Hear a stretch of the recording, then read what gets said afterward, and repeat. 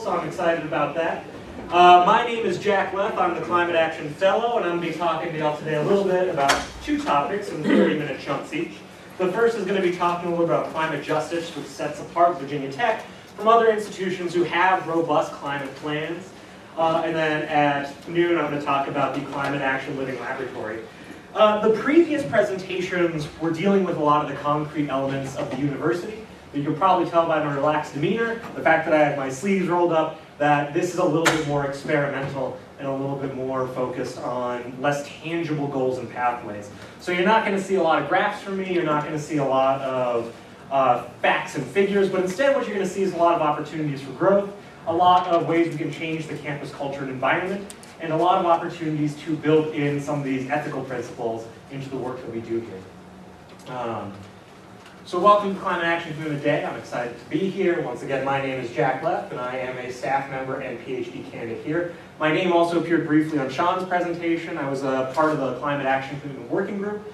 I was part of, I think, 4 or 5 subcommittees in addition to the working group. So quite a number of elements of the Climate Action Commitment development process in 2020. I was part of the students in 2019 who pushed for us to have a more aggressive climate policy. And I'm very excited to talk to you about these two endeavors, which are near and dear to my heart as a teacher and as somebody who cares about justice. So first question becomes, oh, so I got to not step on the, oh God. Yeah. Well, at least, we diagnosed what the problem is earlier, and the problem is me stepping on the cord, so I'm not going to do that. So the first question that comes is, what is climate justice? Because these principles of ethics and justice at a university and operational level have traditionally been things that look a lot like checklists, like making sure that we just check some boxes, we comply with certain federal and state requirements, and we call it a day when it comes to ethics, right? Justice asks us to go above and beyond sort of that bare minimum ethical commitment that's in these standards and designs. And instead consider some of the equity dimensions to the work that we're doing here around campus in all elements of the 15 goals and pathways of the climate action commitment.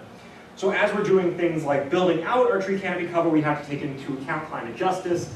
As we consider what is both in and outside scope for the greenhouse gas inventory, we have to consider justice. As we construct new buildings and consider the climate impacts of those construction projects, who are we employing? Who are the buildings serving? What impact are they going to have on campus? What are the kind of pollutants they're going to put out? What are the safety standards that we're adhering to? What are the LEED certifications that we're standing to? All of those, in addition to being important structural questions and infrastructural questions, are also tied to questions of justice, questions of equity. And so one of the really one of the biggest challenges we faced in the Climate Justice Subcommittee was trying to define a broad enough understanding of climate justice to capture all these dimensions of the university, but also keep it specific enough that it doesn't take somebody with a PhD in philosophy to work through the ethical implications of the work that we do here. We wanted something that was tangible and concrete and applicable. And so one of our excellent faculty members serving on the subcommittee, Shannon Bell, is an expert in climate justice. And this definition actually comes from a paper that she wrote in collaboration with a lot of her colleagues. And it's a sort of 4-part definition to understand the impact of climate justice in our planning and decision making. The first is to understand that when we create things that are beneficial, like tree campus cover, which Jamie did a great job of talking about, that the benefits of those programs are shared equally and equitably. While at the same time, we want to make sure that the burdens of climate change are felt equally among all of us. Historically speaking, and even to this present moment, the impacts of climate change, and especially the most harmful impacts of climate change, like the increased risk of natural disasters, the displacement from certain regions towards other regions, the high costs of infrastructural repairing and development to mitigate climate change, have been felt unevenly between communities. And it's predominantly in what's called frontline communities, those who are first impacted by climate change, where they've faced a disproportionate burden for a lot of the risks of climate change. And so trying to distribute the mitigation efforts to have a more equitable standing, even in places like Virginia Tech, where we do well in a lot of ways, making sure that we're considering the larger community is one of the key factors of our thought process here for climate justice. We also want to make sure this is an active and democratic stakeholder process. And so I'll talk a little bit about that in the call section. But what that means is we want these frontline communities and especially historically marginalized groups within those frontline communities, to be active participants in these climate justice considerations. We want the community members, and not just one centralized figure at the university, to have an actual input into the way in which we implement all of our climate policies, right? And traditionally, this hasn't been the case. The university is a very siloed institution by the very nature of it being such a large $1.7 billion structure every year. But part of the demand of climate justice is changing how people can participate and interact with these governance structures at the university.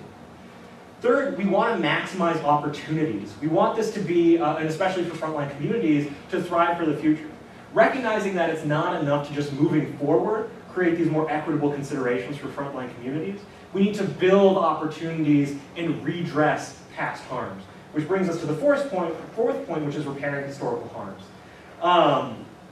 We have had about 80 years of industrialization history, 80 to 100 years. We've had a much longer history of that, of exploiting the labor and resources of frontline communities and indigenous communities in particular. And that requires a specific effort to repair those harms. And that's going to take cultural change, that's going to take material commitments, that's going to take planning moving forward.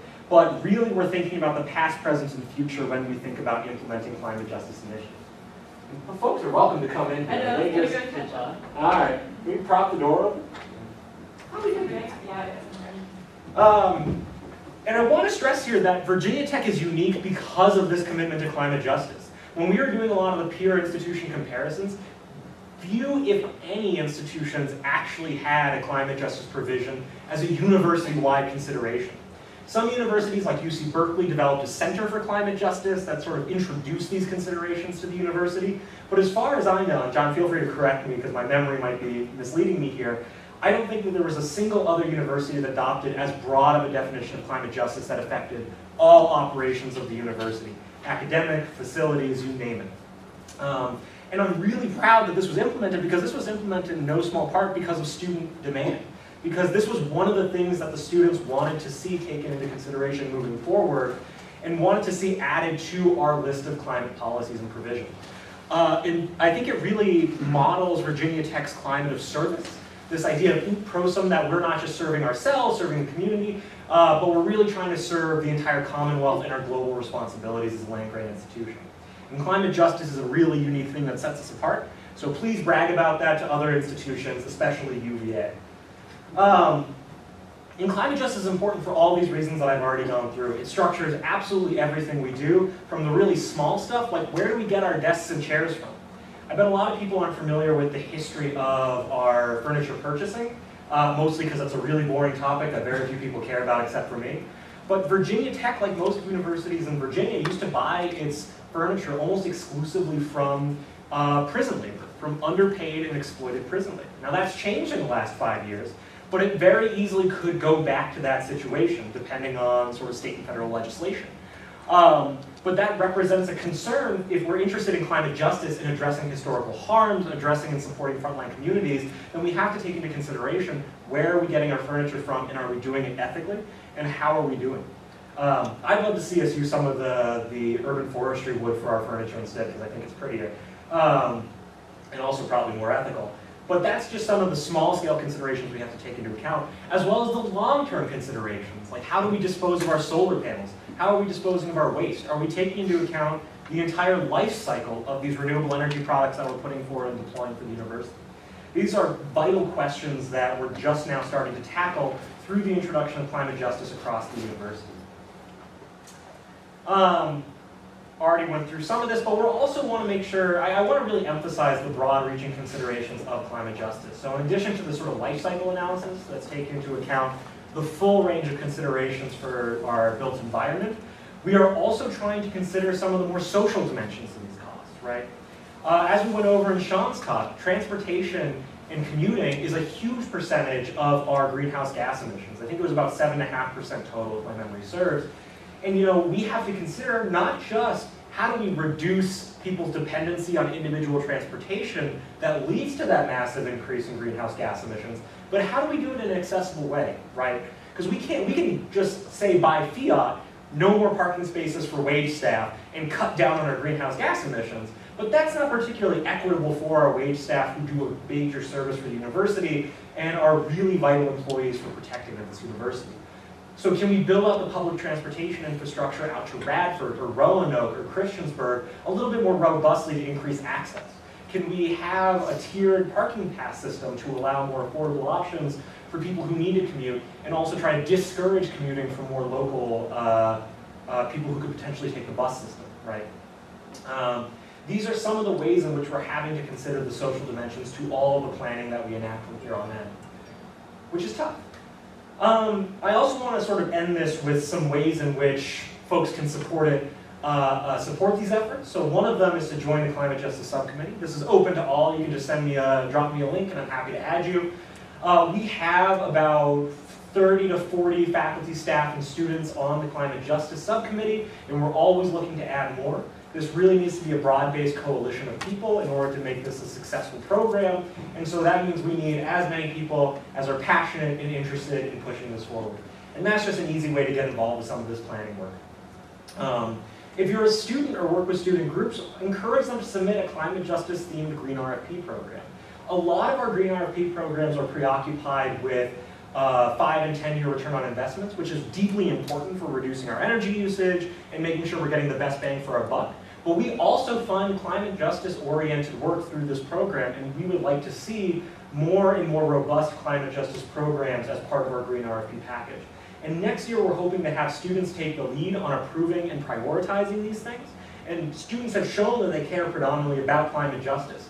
And so having more and stronger proposals in this area would be incredibly beneficial for us. If you're a student, take classes on climate justice. Take classes electives, really show that there's a passion out there for engaging with this idea, this field of scholarship, and this really impactful way in which you can benefit campus. If you're a faculty member, teach classes on climate justice, or encourage faculty members who have expertise in this area to teach classes on climate justice. We really need to have a cultural shift where, you know, as a technical university and as an engineering-focused university, we have a lot of focus on technological solutions to these problems. But our commitment to climate justice require us to take into account the social, the ethical, the political dimensions to all of these issues. And that's going to require a cultural shift in how we prioritize what gets taught, what gets emphasized in our educational programs, what gets emphasized in programs like computer science, right? Does it make sense to have a class on cryptocurrency knowing the really problematic environmental effects of cryptocurrency when we could potentially have a green computing class instead, right? Those sorts of shifts are what we're going to need to see over the next 10 years, and we really need people across the board to buy in on this idea and to really push it forward. I also want folks to work with student and community groups to help us be accountable, us being the university, right? This started because students really aggressively pursued it. It was pushing the university to do better, to divest from fossil fuels in our foundation's investment portfolio, right, which we're moving forward on, to have more climate justice programming and climate justice coursework. It really was a student-led effort to have that be empowered here, and we need students and other groups, including groups in the community, to continue holding the university accountable on this lens. You know, part of what makes climate justice so powerful is the grassroots nature of it. The fact that it comes from bottom up, and it has to come from bottom up. And so we are hoping that, and you know, I as a community organizer, being that my background as a political scholar, I really value this attempt to hold us accountable and make sure we're doing the right thing on all of the projects that we do. So I highly encourage folks to be politically active in that way. And I also encourage folks to contact us. And I'm happy to be a liaison there. I'll put my email up in a second. It's just leffjr@vt.edu. But please reach out if you have an idea or you want to get involved. We're always hunting for more people. It has to be an all-hands-on-deck effort. And we're really excited to continue developing these programs and pushing them along. So with that, I'm going to conclude up here. Once again, my name is Jack Leff. My email is leffjr@vt.edu. Feel free to share that around. This is my work email. And I welcome any questions, comments, or concerns in the last 10 minutes that we have here. Take it, and feel free to get snacks and coffee as well as people talk. I'm very hard to throw off my game. I'm gonna need to get an updated list for the climate justice. Oh, yeah, I will happily provide an updated list for the climate justice. We're gonna have an overview of subcommittees, and I how much they've grown Yeah. over the last year. Yeah. At the start of the year, we had about 5 people, and they were the usual suspects that John's probably familiar with. There's me, Shannon Bell, Emily Satterwhite, and a couple other folks who were interested. But we really tried to broaden the invitation and bring in a lot of people who are interested in doing this work. And so we've expanded pretty dramatically to about 30 to 40 people. You have. And probably more so than that, so I will get you there. You'll give me that, and then also, I'm also interested in like how the climate justice group, because it's quickly becoming the biggest group so far. Yeah. But like how people who are in that group have areas of interest that appeal specifically to them, and then they can also join other subcommittees to balance out perspectives and give different, Yeah. stuff. And one of the first things we needed to do in the climate justice subcommittee, and this is part of our decision for growing so quickly and making that a priority, is that we wanted to provide climate justice subcommittee members to all the other subcommittees, and I think there's 9 now with the new one. I have to count again. Yeah, it's always a good sign when you have to count how many subcommittees we have. We wanted to have at least one and hopefully multiple climate justice subcommittee members on all of the other subcommittees, but also in different decision-making bodies across the university. And the reason we wanted to do that is because, as Christina said, it's important to have climate justice perspectives and input in somebody there to really provide that feedback in every single decision-making arm of the university. And so that was one of the first things we decided to do, just to sort of create this almost rhizomatic network of people to help provide that input and to really have a far-reaching implication for climate justice. And so, we had a lot of people interested in sustainable lab practices start to join the, oh you gosh, what is our committee called? What's our subcommittee called with a long name? Sustainable campus life and Culture. culture and sustainable choices. Great, that one. Because that's when we're doing a lot of this policy work to make more sustainable lab practices. We've had people join the more education-focused subcommittee, which I need to convene this semester, to have a stronger input into having climate justice be part of our educational programs and considerations, right? We're an engineering-heavy university. It's no surprise that a lot of the justice considerations get sidebarred when you're talking about, a lot of DoD grant funding. That makes up the majority of our grant funding here, for example. That's just the reality of the university's academic portfolio. And so trying to get this to be taken into consideration with people has been a really hard challenge that people seem on board with across the way. It's mostly been a lack of consideration rather than opposition that's been the major problem that we face. Oh yeah, we'll go. Yeah. What have been some of the topics of conversation and the action items that have come out of the climate justice subcommittee? Yeah, mostly we're trying to get butts in chairs. That's been the biggest thing. So that's been the first, second, and third thing that we've done this year. A lot of us are social scientists who are part of this group just by nature of the game. We're hoping that changes. We're hoping to get a more wide range of academic expertise. But for the moment, a lot of us are social scientists and humanities people. And for us, the biggest challenge is always getting the voices in the room. And so that's been the major endeavor that we've been trying to put forward. We've also been trying to implement different elements of the subcommittee report for the Climate Action Commitment. So trying to get paid positions for community members in governance and in policy-making decisions so we can compensate frontline community members and bring them into the fold, into the decision-making process has been a challenge. And so right now we have set aside, this is actually one of the things that makes the Climate Action Sustainability Energy Committee unique, just to geek out about shared governance for a second, is that it has frontline community member seats allocated to it, which is unheard of. Normally you get like official student body positions, or like it has to be affiliated with like a club or a UCSO or something like that. So to have dedicated ones for cultural considerations is really rare. And so that was a major initiative that we put forward last year that we were able to implement. And we'd like to see those paid and be for community members rather than part of the university community, just to get a broader set of input and expertise out of the table. We've also been working on putting together sort of an oversight committee that would interface with architecture to get a lot of the sort of campus building and planning and designing people at the table for considering climate justice, which has been a really hard challenge because that's sort of a iron grip and like a really efficient process, by the way. Like our capital construction team is amazing, But part of that efficiency means not doing the sort of wide-ranging solicitation of feedback that climate justice might demand of them.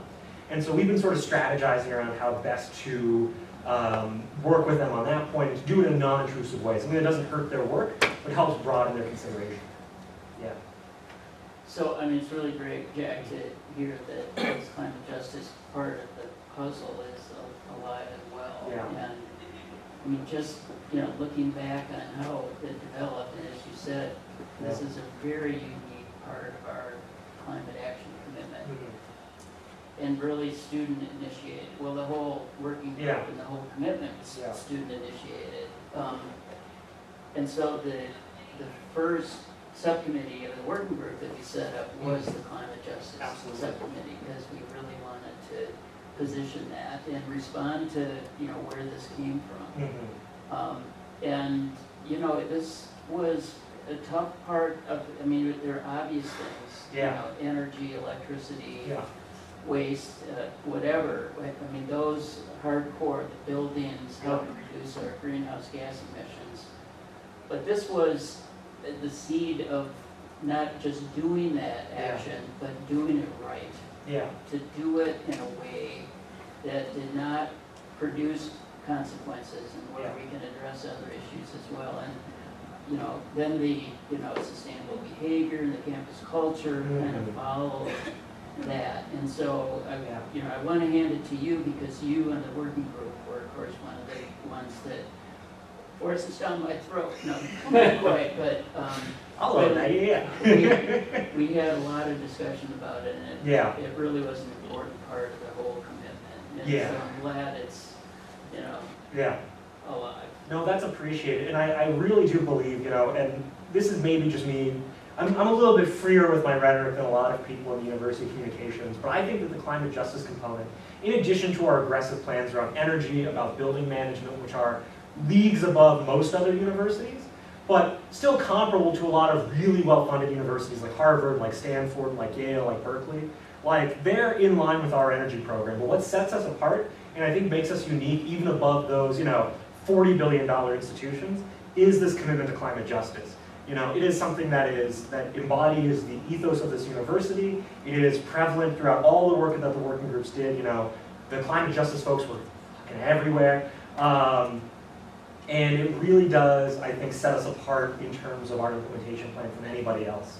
And I think makes us better. So if you have colleagues at the other universities, I think that's worth bragging about. And thank you, John, for your leadership for that, and really encouraging it to be, you know, rhizomatic throughout all the other subcommittees. Because, you know, I was on 5 of them, and that helped, but like, you know, there were 15 subcommittees, and they each had considerations for climate justice throughout the process at some stage.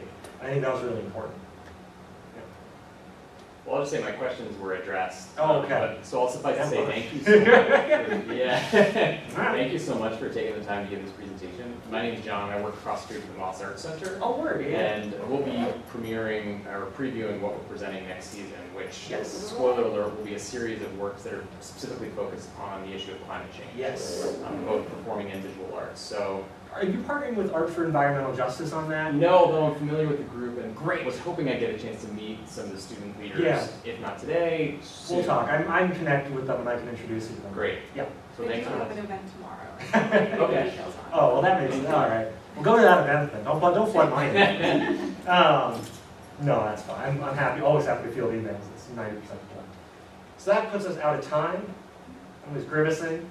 Quick transition, snack break, and then we'll Yeah. get to the next topic. Yeah, Great, thanks, Jack. happy to do it.